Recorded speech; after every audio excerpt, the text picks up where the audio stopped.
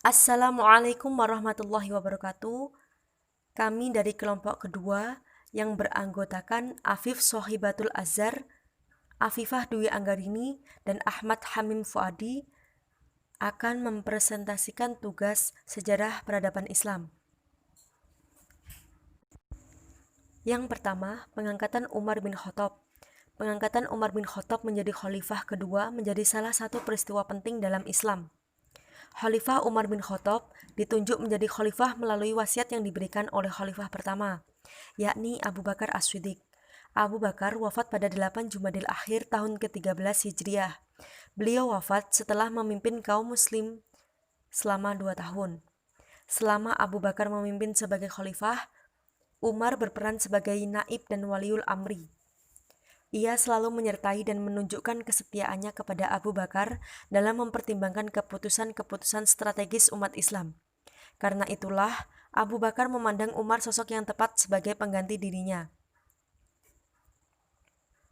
Menjelang wafatnya, seperti dinukilkan dari buku berjudul Kisah Hidup Umar bin Khattab, karya Mustafa Murad, Abu Bakar memanggil sejumlah sahabat untuk menentukan siapa khalifah selanjutnya.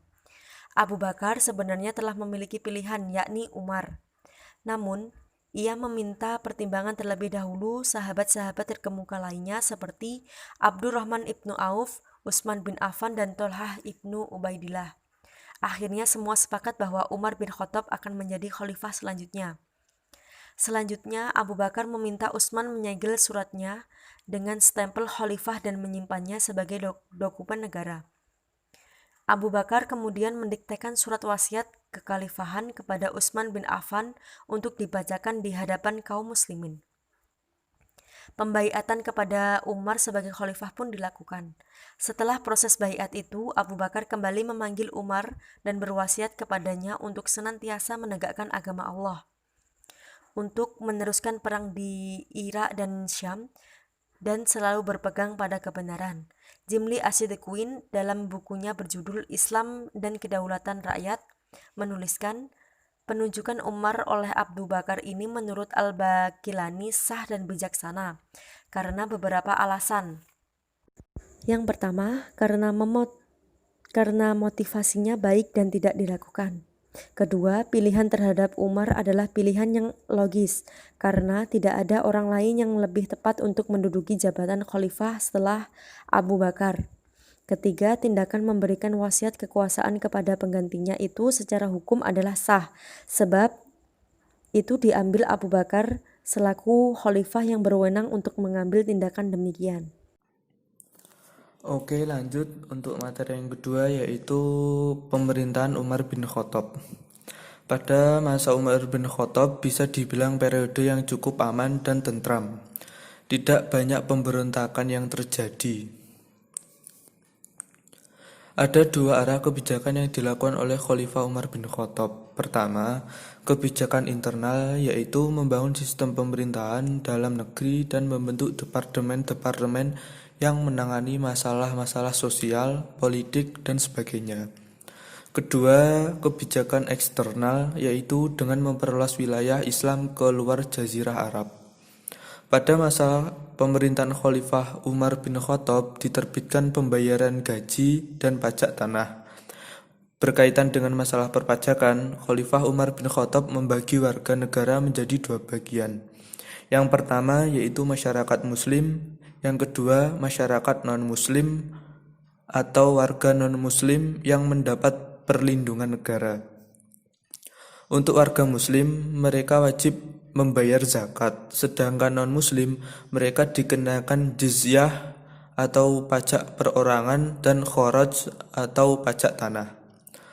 Untuk mencapai pemerataan dalam pembangunan, Umar bin Khattab melakukan beberapa hal, yaitu yang pertama, satu, mengubah sistem sentralisasi menjadi desentralisasi.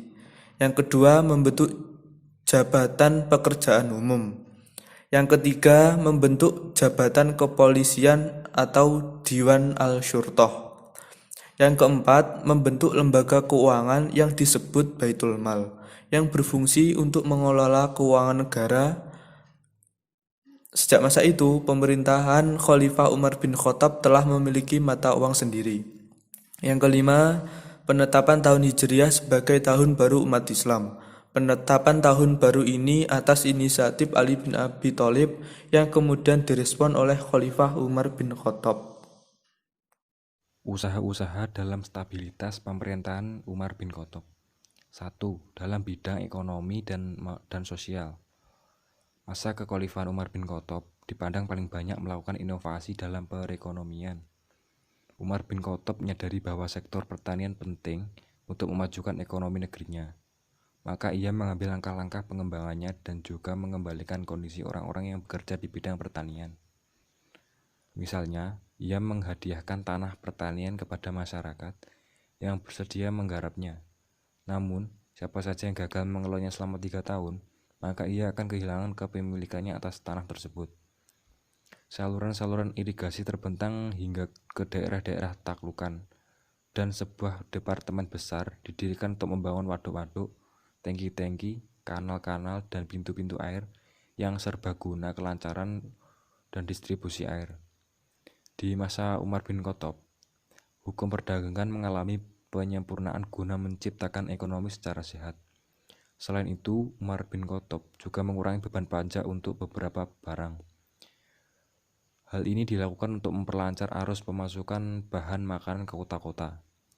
Ketika wilayah kerja ekonomi semakin luas dan negara membutuhkan kantor pusat, maka Umar bin Khattab mendirikan Dewan, yaitu Dewan Pengeluaran dan Pembagian, yang menangani khusus untuk devisa negara.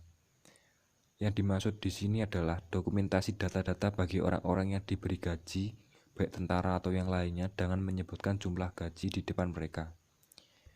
Menurut Ibnu Khaldun, Khalifah Umar bin Khattab membentuk dewan ini pada tahun 20 Hijriah dengan tugas diantaranya sebagai berikut. 1. Mendirikan Baitul Mal atau kantor bendahara negara, yaitu menampung membentuk tentara untuk menjaga atau melindungi tanpa batas, mengatur gaji dan mengangkat hakim-hakim, serta mengatur perjalanan pos dan lain-lain. 2. Mengatakan dan menjalankan hisbah atau pengawasan terhadap pasar, pengontrolan terhadap timbagan dan takaran, penjagaan terhadap tata tertib dan susila, serta pengawasan terhadap keberhasilan jalan dan lain-lain. 3. Memperbaiki dan mengadakan perubahan setiap peraturan yang ada. Misalnya, hak penguasaan tanah yang didapat dari perang yang selalu diberikan kepada umat muslim yang dirubah menjadi tetap hak pemilik semula tetapi dikenakan pajak tanah atau kharaj dan peninjauan kembali persyaratan untuk pembagian zakat bagi orang-orang yang dijinakkan hatinya. Untuk mendistribusikan harta Baitul Mal, Khalifah Umar bin Khattab mendirikan beberapa departemen yang dianggap perlu, yaitu seperti 1. Departemen Pelayanan Militer.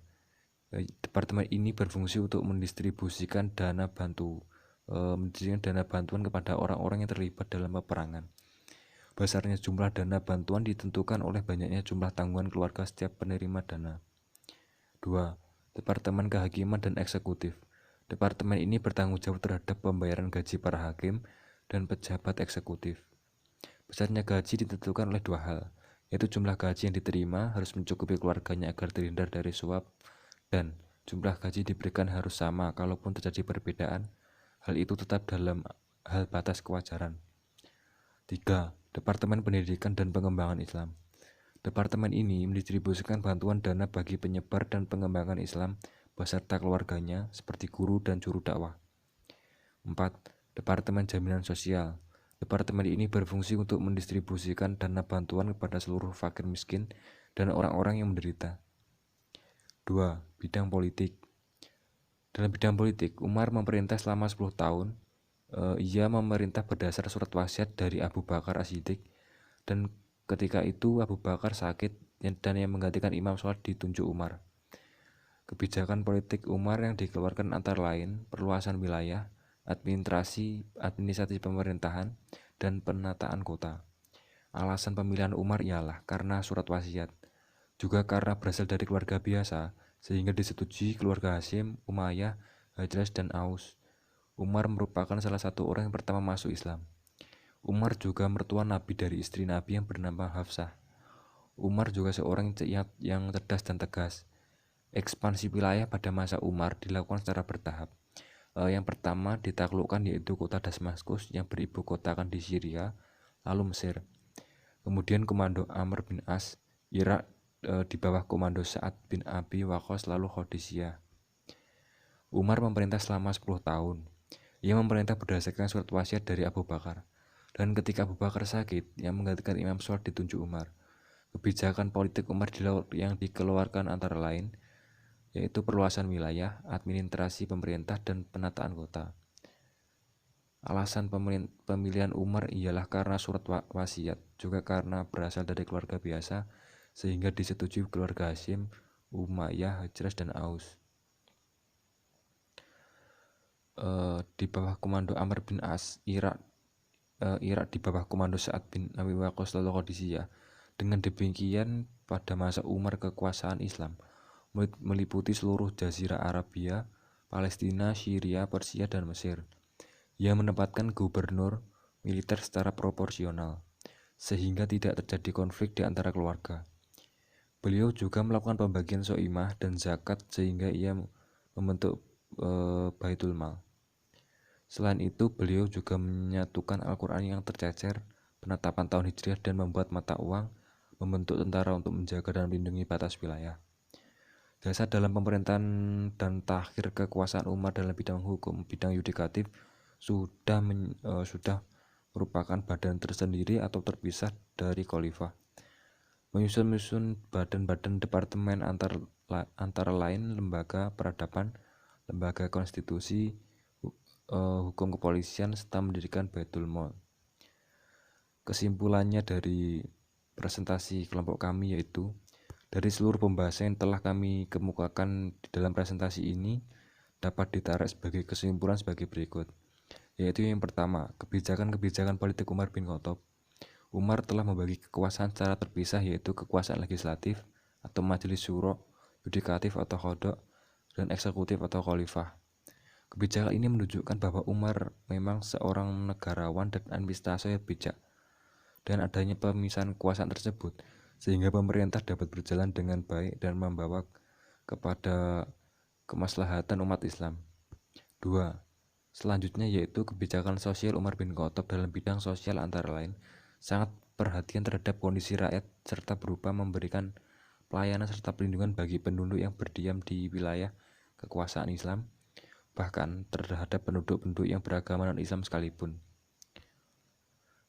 Sekian presentasi dari kelompok kami. Apabila ada kurang salahnya mohon dimaafkan.